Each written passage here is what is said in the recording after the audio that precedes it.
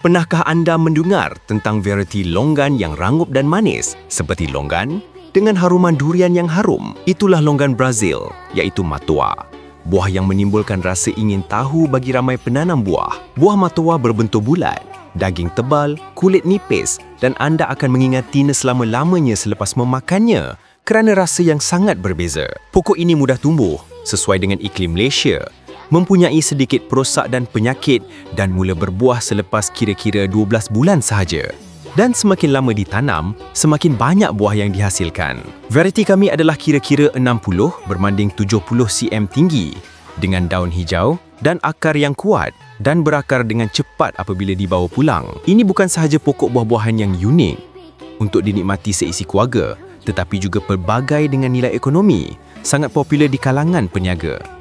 Varieti yang cantik tidak banyak, jadi sesiapa yang ingin menanam varieti matua istimewa ini harus memanfaatkannya.